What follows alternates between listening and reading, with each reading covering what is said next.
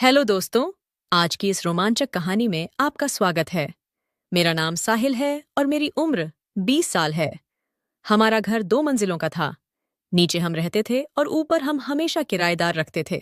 पिछले कुछ महीनों से मेरी बहन की शादी की तैयारियां चल रही थीं, इसलिए ऊपर का कमरा खाली किया गया था। कुछ ही दिनों में दीदी की शादी हो गई और वो अपने ससुराल चली गई। शादी का समारोह पूरा हुए 2 महीने हो चुके थे, इसलिए मेरी माँ ने उस कमरे को फिर से किराए पर देने का फैसला किया। रोज कई लोग उस कमरे को देखने आ रहे थे, लेकिन मेरी माँ ने फैसला किया था कि वो कमरा केवल एक परिवार को ही देंगी, क्योंकि कॉलेज के छात्रों को कमरा देने पर वो बहुत शोर करते हैं और समय पर किराया भी नहीं देते हैं।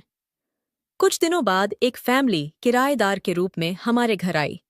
वो परिवार बहुत सीधा साधा और शिष्टता से भरपूर था।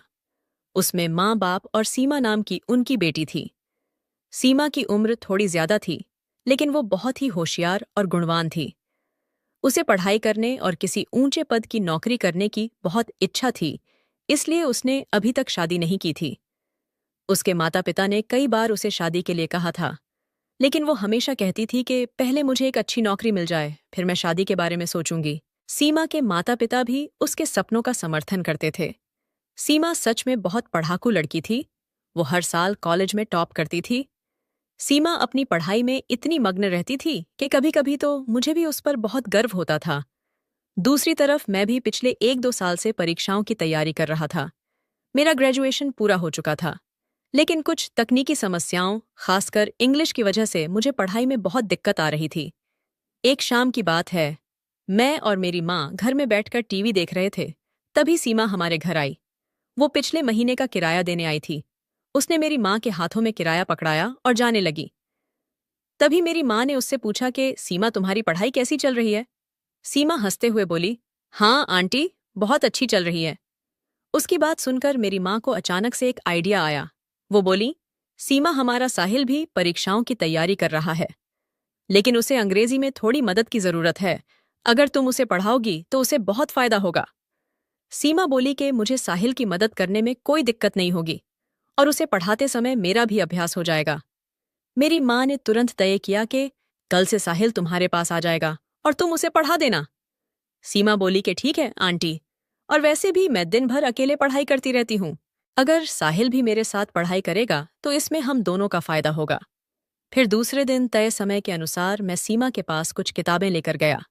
वो कमरे में बैठकर पढ़ाई कर रही थी। उसका दरवाजा थोड़ा सा खुला था, इसलिए मैंने हल्के से दरवाजे पर दस्तक दी। उसका ध्यान मेरी ओर गया। वो तुरंत उठी और हंसते हुए बोली, के आओ साहिल, मैं तुम्हारा ही इंतजार कर रही थी।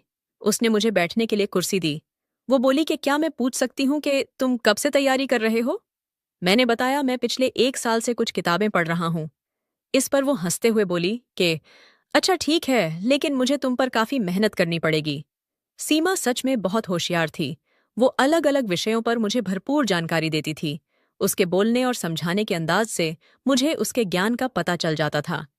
एक दिन मैंने उससे कहा कि सीमा, मुझे तो इन सब बातों की बहुत कम जानकारी है। वो बोली कि तुम चिंता मत करो, मैं धीरे धीरे तुम्हें सब कुछ सिखा दूंगी और फिर तुम भी आत्मविश्वास के साथ पढ़ाई करोगे। सीमा घर पर अकेली रहती थी क्योंकि उसके माँ बाप दोनों नौकरी के लिए सुबह ही बाहर चले जाते थे और शाम को वापस घर लौटते थे। मुझे सुबह, दोपहर, शाम या जब भी समय मिलता था, मैं उसके घर पढ़ाई करने चला जाता था। अब हमारे बीच काफी अच्छी दोस्ती हो गई थी। सीमा बहुत खूबसूरत थी। उसके काले लंबे बाल, पतली कमर और चांदी सा चमकता रंग उसे और भी खूबसूरत बना देते थे। गले के नीचे से वो इतनी आकर्षक थी कि कोई भी उसे देखकर मोहित हो जाए। वो हमेशा पंजाबी सूट पहनती थी और दुपट्टे के इस्तेमाल से उसकी सुंदरता और भी निखर कर सामने आती थी। कुछ महीनों बाद बैंक में एक अच्छे पद की नौकरी के लिए वैकेंसी निकली थी, इसलिए हम दोनों उस परीक्षा की तैयारी करने में लग गए थे। मुझे बैंकिंग के क्षेत्र की नौकरियां ज्यादा पसंद हैं, इसलिए मैं इस मौके का फायदा उठाना चाहता था। एक दिन कुछ काम के चलते मुझे उसके घर पढ़ाई के लिए जाने में देर हो गई। करीब 2 बजे जब मैं ऊपर गया तो मैंने देखा कि उसका दरवाजा खुला था। मैंने दरवाजा खोलकर देखा तो वो झाड़ू लगा रही थी। वो झाड़ू लगाने में इतनी व्यस्त थी कि उसे मेरे आने का पता ही नहीं चला। वो झाड़ू लगाते समय नीचे झुकी हुई थी और उसने अपने कंधे पर दुपट्टा नहीं लिया हुआ था। हालांकि मैं देखना तो नहीं चाहता था, लेकिन अचानक से मेरा ध्यान उसकी सुंदरता पर चला गया। उसे देखकर मैं कुछ पलों के लिए स्थिर हो गया। उस पल मुझे समझ में आया कि मुझे अपना ध्यान कहीं और नहीं लगाना है। मैंने तुरंत खुद को संभाला और उसे आवाज दी कि सीमा, मैं आ गया। उसके बाद उसका ध्यान मेरी तरफ गया। वो मेरी तरफ देखकर बोली कि अरे, आज तो तुम काफी देर से आए हो। मैंने हंसते हुए पूछा कि तुम दोपहर में झाड़ू क्यों लगा रही हो? वो बोली कि कुछ नहीं, बस थोड़ी सी गंदगी हो गई थी। लेकिन शायद तभी उसे याद आया कि उसने दुपट्टा नहीं लिया हुआ है। वो तुरंत झाड़ू वहीं रखकर पीछे वाले कमरे में भाग गई और कुछ ही पलों में वो दुपट्टा लेकर बाहर आई। मुझे उस पल थोड़ी शर्मिंदगी महसूस हुई। मैं अंदर गया और कुर्सी पर बैठ गया। वो भी मेरे सामने आकर बैठ गई और फिर हम दोनों पढ़ाई करने लगे। हमने अपनी किताबों में ध्यान लगाकर पढ़ना शुरू किया। दोपहर में हम जब भी पढ़ाई करते थे, वो हमेशा कुछ नाश्ता बनाती थी और मुझे भी खिलाती थी। आज भी वो खाने के लिए पकौड़ियाँ लेकर आई थी। 5 बजे की तरफ वो बोली कि मुझे बाजार से कुछ सामान लाना है, लेकिन बहुत आलस आ रहा है। मैंने उसे चिढ़ाते हुए कहा कि मुझे बता दो क्या क्या लाना है, मैं ले आऊंगा। वो बोली कि नहीं, तुम नहीं ला सकते। फिर मैंने थोड़ा मजाक करते हुए कहा कि अरे, ऐसा क्या है जो मैं नहीं ला सकता? वो हंसते हुए बोली कि तुम रहने दो, मैं ही चली जाऊंगी। मैंने कहा कि अच्छा ठीक है, अगर तुम्हें आलस आ रहा है तो मैं तुम्हें गाड़ी से लेकर चलूंगा। तुम जल्दी से अपना सामान ले लेना और जल्दी से वापस घर लौट आएंगे। मेरी बात सुनकर वो थोड़ा सोचने लगी और बोली कि चलो फिर ठीक है। शाम को 6 बजे मैंने अपनी बाइक निकाली और नीचे इंतजार करने लगा। थोड़ी देर में सीमा नीचे उतर कर आई। उसने चटक लाल रंग का एक पंजाबी सूट पहना हुआ था। मेरी नजर एक बार उस पर गई और टिकी ही रह गई। मैंने खुद को संभाला और गाड़ी चालू की। वो बैठने वाली ही थी, तभी मैंने उससे कहा कि सीमा, अपना दुपट्टा संभाल के रखना। उसने अपना दुपट्टा ठीक किया और दोनों पैरों को इधर उधर करके बाइक पर बैठ गईं। उसने हम दोनों के बीच में थोड़ा सा फासला रखा हुआ था। हमारे गांव के रास्तों पर बहुत गड्ढे हैं और मेरी बाइक भी पुरानी थी, इसलिए हमें बहुत झटके लग रहे थे। झटकों की वजह से कुछ ही देर में सीमा ने अपना कोमल हाथ मेरे कंधे पर रख दिया। उसके स्पर्श से मुझे बहुत अच्छा लगा, लेकिन मैंने अपना पूरा ध्यान बाइक चलाने पर केंद्रित रखा। हम बाजार पहुंचे और उसने जल्दी से अपना सामान खरीदना शुरू कर दिया। हमें वहां ज्यादा समय नहीं लगा और सामान खरीदने के बाद हम दोनों वापस घर लौटने लगे। लौटते समय भी वो पिछली सीट पर बच्चों की तरह बैठी हुई थी, लेकिन अब हमारे बीच में दूरी थोड़ी कम हो गई थी। वो मुझसे इतना सट के बैठी हुई थी कि उसके शरीर का संपर्क मुझे अपनी पीठ पर महसूस हो रहा था। उसने अभी भी अपना हाथ मेरे कंधे पर रखा हुआ था, जिससे मेरे मन में अनगिनत विचार आने लगे थे। खराब रास्तों की वजह से जब भी वो थोड़ा सा हिलती थी, तो मैं उसके शरीर के धक्कों को महसूस कर पाता था और इससे मेरा मन गड़बड़ाने लगा था। फिर भी मैंने अपने मन को शांत रखने की कोशिश की। कुछ ही देर में हम घर पहुंच गए। मैंने गाड़ी रोकी और उसे उतरने के लिए कहा। मुझे थैंक यू बोलकर वो सीढ़ियों से चढ़कर अपने घर चली गई। मैंने घर पहुंचते ही खुद को उसके विचारों में खो दिया। मेरे मन में विचारों का तूफान था। मैं खुद से पूछ रहा था कि साहिल, तुम्हें क्या हो गया है? तुम जिसे दीदी कहते हो उसके बारे में ऐसा कैसे सोच सकते हो? ये ठीक नहीं है, लेकिन दिमाग और शरीर दोनों पर काबू पाना मुश्किल हो गया था। फिर भी मैंने अपने विचारों को दबाकर शांत रहने की कोशिश की। अगले दिन सुबह 10 बजे मैं उसके घर गया। वो कुर्सी पर बैठी हुई थी और मुझे देखते ही उसने तेजी से अपनी ओढ़नी कंधे पर रख ली। ये उसकी आदत थी। जब मैं उसके साथ होता था तो वो हमेशा दुपट्टा ओढ़ कर रखती थी, लेकिन जब वो अकेली होती थी तब वो दुपट्टे को किनारे रखकर बेफिक्र रहती थी। मैं अपनी जगह पर बैठ गया, पढ़ाई शुरू कर दी। थोड़ी देर बाद वो मुझसे बोली कि मैंने कल तुमसे पॉल्यूशन के ग्राफ के बारे में पूछा था, क्या आज तुम मुझे ग्राफ बनाना सिखाओगे? मैंने कहा हाँ, तुम उसकी चिंता मत करो, मैं तुम्हें अच्छे से सिखा दूंगा। मैं अपनी जगह से उठा और उसके पलंग के पास जाकर बैठ गया। वो ग्राफ बनाने की कोशिश कर रही थी, लेकिन बार बार गलतियां कर रही थी। मैंने कहा ये ऐसा नहीं है, पेंसिल इधर लाओ, मैं बनाकर दिखाता हूँ। मैंने उसकी पेंसिल लेकर अपनी किताब पर ग्राफ बनाकर दिखाया। वो हैरान होकर बोली कि साहिल, तुमने तो बहुत अच्छे से बनाया है। मैंने कई बार कोशिश की, लेकिन मुझे नहीं बना। मैं हंसते हुए बोला कि मैंने तुमसे कहा था ना कि थोड़ा अभ्यास करोगी तो तुम भी कर पाओगी। उसने फिर से बनाने की कोशिश की, लेकिन उससे फिर नहीं बना। उसने थोड़ी निराशा के साथ मेरी तरफ देखा और बोली कि साहिल, मुझे अच्छे से सिखा दो ना। उसकी आवाज में मिठास और चेहरे पर मासूमियत देखकर मुझे कुछ खास महसूस हुआ। मैं थोड़ा हंसते हुए बोला कि ठीक है, तो फिर हम ऐसा करते हैं कि अब मैं तुम्हारा हाथ पकड़कर सिखाऊंगा। उसकी सहमति लेकर मैं उसके बाईं तरफ पलंग पर बैठ गया। उसने दीवार के पास थोड़ा खिसक कर मुझे आराम से बैठने की जगह दे दी। मैंने उसके हाथ में पेंसिल दी और कहा कि अब तुम धीरे धीरे हाथ हिलाओ। उसने अपने हाथ को सही स्थिति में रखा और मैंने उसके हाथ को हल्का सा सहारा देकर पेंसिल चलाना शुरू किया। जैसे जैसे मैं उसका हाथ चल रहा था, मेरी कोहनी उसके गले के नीचे वाले हिस्से को छू रही थी। मैंने कोशिश की कि ऐसा ना हो, लेकिन इसे टालना मुश्किल था। इस सब के बावजूद भी उसने मुझसे कुछ नहीं कहा, लेकिन उसके स्पर्श का मेरे मन पर गहरा असर हो रहा था। मैंने कहा कि अगर हाथ खुला छोड़ दिया जाए तो आसान हो जाएगा। तभी पेंसिल का नोक टूट गया। मैंने उसके हाथ से अपना हाथ हटाया और कहा कि थोड़ा रुको, मैं किचन से पानी पीकर आता हूं। मैंने किचन में जाकर ठंडा पानी पिया, लेकिन पानी पीने के बाद भी मेरे दिल की धड़कन शांत नहीं हुई। उसके हर कदम और हर हरकत का ख्याल मेरे मन में था। तभी कमरे से आवाज आई कि साहिल, जल्दी से आओ, इतना समय क्यों लगा रहे हो? ये सुनकर मैं फिर से उसके पास गया। उसने एक नई पेंसिल ले ली और उसे अच्छी तरह से धारदार बना लिया। मैंने फिर से उसके हाथ पर अपना हाथ रखा और ग्राफ बनाने लगा। वो चुप थी, लेकिन उसकी सांसों की आवाज साफ सुनाई दे रही थी। मैंने धीरे से उसके चेहरे की तरफ देखा तो मैंने देखा कि उसने अपनी आंखें बंद कर रखी थीं। मैंने उससे पूछा कि क्या हो गया?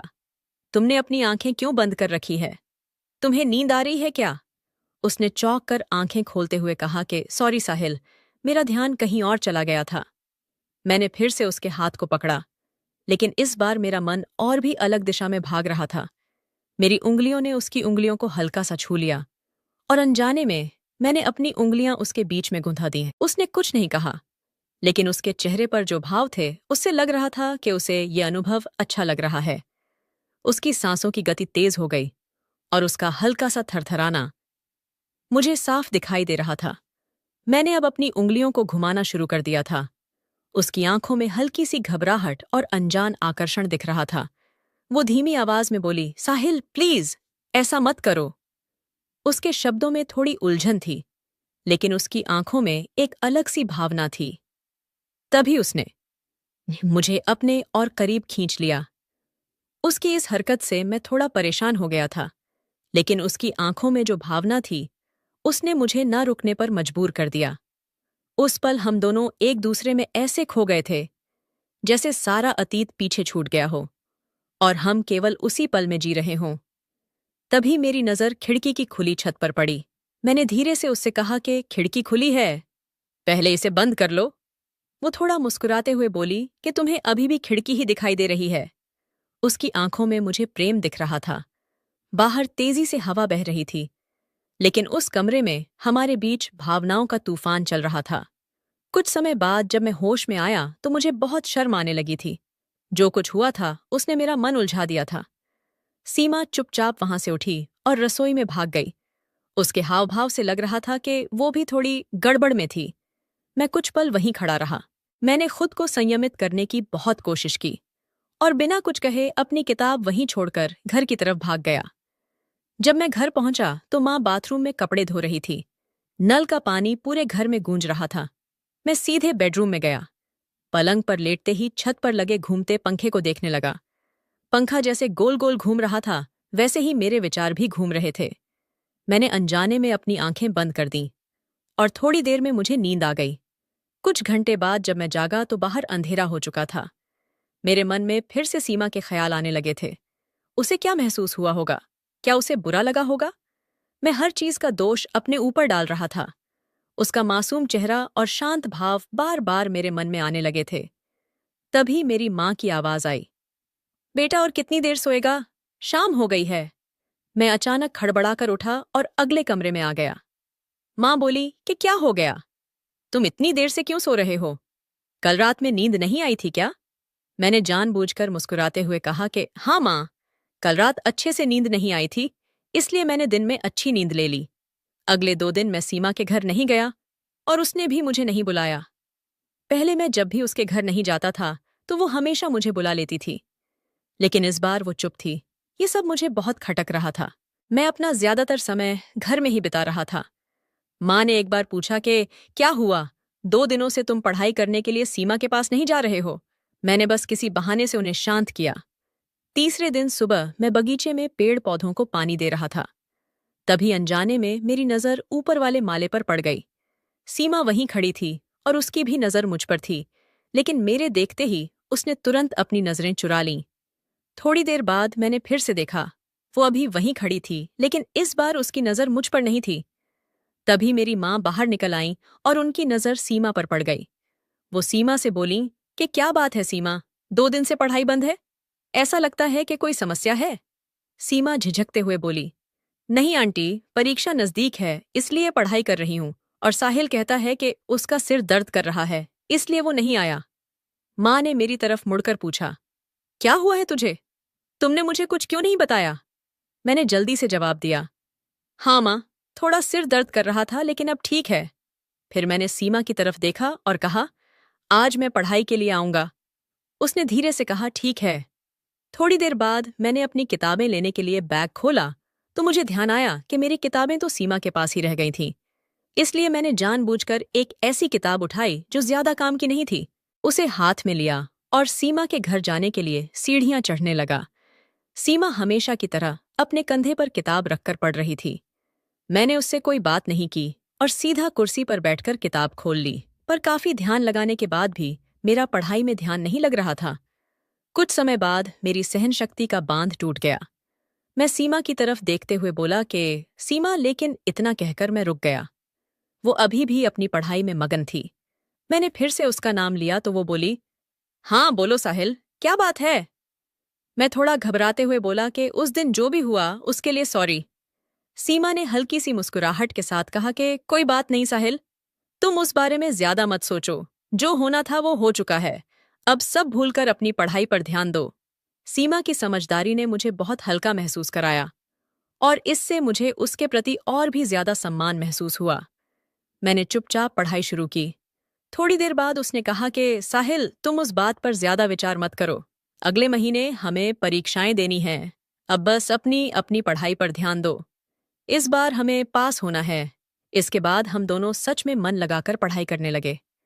वो मेरी हर तरह से मदद करती थी और प्रोत्साहित भी करती रहती थी, लेकिन मेरे मन में उसके लिए भावनाएं बढ़ती ही जा रही थीं। मुझे वो बहुत पसंद आने लगी थी। परीक्षा होने में 7 दिन बाकी रह गए थे। उस दिन मैं सीमा के पास गया और अपने साथ एक गुलाब का फूल ले गया। पढ़ाई करते समय मैंने बहुत सोचा कि उसे ये फूल दूं या नहीं दूं। आखिरकार हिम्मत करके मैंने उसे गुलाब का फूल दे दिया। वो नीचे देख रही थी, लेकिन जब उसने मेरे हाथ में गुलाब देखा तो उसके चेहरे पर हल्की सी मुस्कान आ गई। उसने मुस्कुराते हुए थैंक यू बोला और मेरे हाथ से फूल ले लिया।